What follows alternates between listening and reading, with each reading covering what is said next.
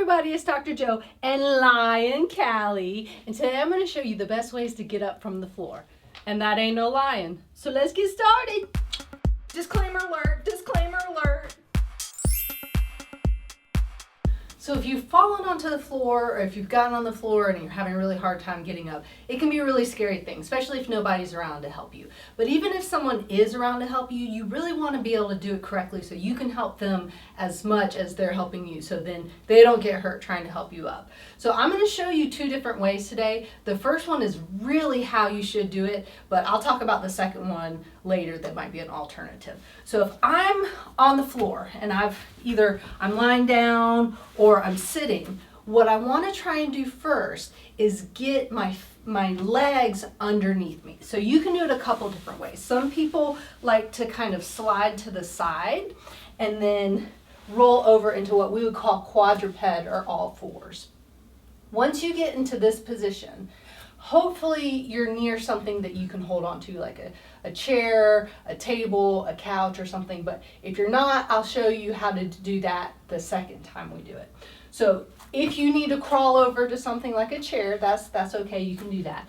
And then you want to take your stronger leg. And sometimes maybe you don't have a stronger leg, but if you feel like you have a stronger leg, let's say my right side is my stronger leg, I'm going to slide it forward and try and get into a lunge position. So I'm going really slow now, so some of you might say, oh, I can't stay in that position. I'll do it quickly when I do it at the end in full, so you can see how quickly you can do it. So once I get here, then I'm going to bring my hands to my knees here. Now, if the chair or a couch or something is here, instead of bringing your hands to your knees, you can bring it to the chair. So then I would go here and here, and then as I try to stand up, I'm going to push up with my hands, and I'm going to push up with this stronger leg, almost just like a lunge. So then I'm pushing myself up, and then bringing myself up like that. So again, that's a slower way of doing it. I'm going to do it quickly because you want to kind of do it quickly. You want to do it safely, but you don't want to be stuck in each spot at one time. So that's how you do it with the chair. I'm going to do it the full way without the chair, just using my leg. Now, I've had some people say, I'll go back to this real quick, don't push down on your knee, don't push down on your knee, especially if you have a hurt knee. Well, this bone, this femur bone, actually, when we're going to stand up, rolls and glides downward. So it's almost like you're gliding it how it's supposed to. It goes down as we come up. So you're not really pushing it in a direction it's not supposed to go. As we come up, see how it rolls down. So you're almost actually helping yourself by doing that. So that's not something that you shouldn't be doing unless it's just painful to put the pressure there. So I'm going to come back down. And so if I'm on the floor and I'm like, I don't think I can just hop up, what I'm going to do is I'm going to bring my legs around, put them to the side, roll over, bring my knee up, push up, and come up like that. So that's the process. And I know I'm making it look easy because I don't have a hard time getting up from the floor.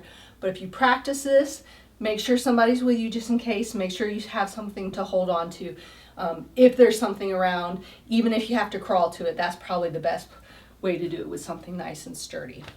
So I'm going to show you another way, because sometimes I've had people say, I can't do this lunge position because if this is my bad leg, I'm putting a lot of pressure on it, maybe if you had a knee replacement or something, and that's just super uncomfortable. So I'm going to show you another way. But before I show you that other way, I want to thank some people on my wall of thanks. And so Myra S., Barry R., Michael H., and Pavon M. Thank you so much for being on my wall of thanks. And if you're interested in being on it, make sure and click on the link in the description below to find out how. So there is an alternative way. You have to be pretty flexible to be able to do it. So this is why I don't always teach it to my patients, but I do have some patients that maybe have had a back surgery. And sometimes this is a little bit easier for them because their legs are really weak. So it's almost like getting into a downward dog position, or what we would call maybe an inchworm. So then you're taking your knees out of it, but you need to be pretty flexible in your hamstrings to do this. So I'm just going to show you how I would do it in an inchworm style. I'm going to move the chair first. Okay, so Basically, if you're in this position, and if you know a little bit about yoga, you want to kind of go and get yourself into a downward dog position. So if you can't really get on your knees at all, even if you feel like this is too uncomfortable, what I would say is then roll on to your stomach. And then so once you get into the position on your stomach, you're going to start to bring yourself up into what we call a downward dog. Or I'm going to show you kind of an alternate way if you don't have really flexible hamstrings. So if you have flexible hamstrings, you would kind of get yourself into a push-up position, and then you'd start walking your feet towards you. So this would be kind of like a downward dog, and then start bringing your hands towards you, and then come up that way.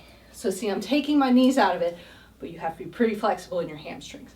So if you're not, then you'd almost do it more like what I would call an inchworm.